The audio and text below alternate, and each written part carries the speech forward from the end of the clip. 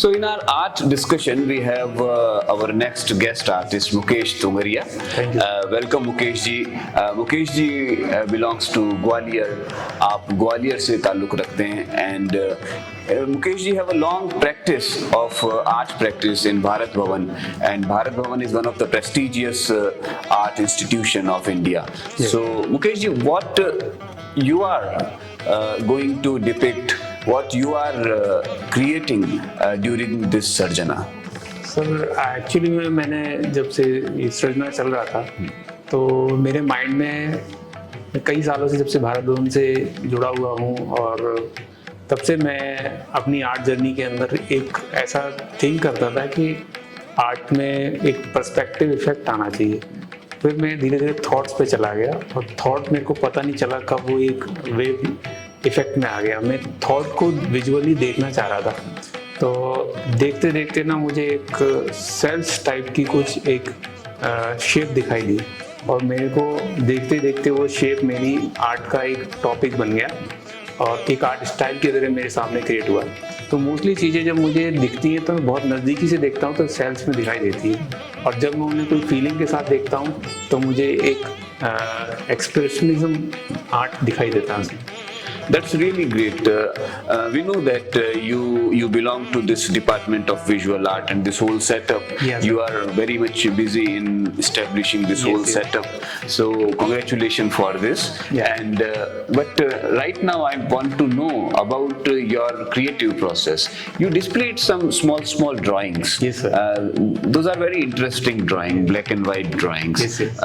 So there is what I feel that there is some emergence of forms. Yes, sir. All around. Yeah. So tell us something about that series. या sir actually में वो series Covid के time की थी और मैंने उस time एक व्रत लिया था कि जैसे दुनिया में चल रहा है ब्लैक एंड वाइट और कलर लगभग लोगों की लाइफ से दूर हो रहे थे, तो मैंने सोचा कि मैं भी इस टाइम से ग्रे स्केल में काम करूँगा। और उस टाइम के मैंने कई सीरीज बनाए, उनमें कुछ सीरीज मोस्टली ऐसे थे जिनका नाम था द एंड Okay. या एंड गेम। तो वो मोस्टली सीरीज सब एंड गेम पे ही बेस्ड ऑन रही।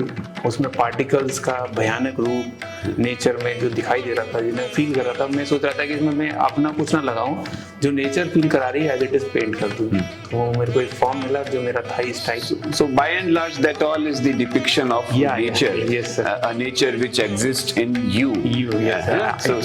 So that's a replication of Yes. your in and your within. Yes. That's really great. And so Mukesh ji, congratulations for your artwork. And just at last, just tell us something about the feeling of Srijana. How you are conceiving this whole art camp, this international art camp? Is it beneficial for student? Is it beneficial for our faculty? Such kind of events?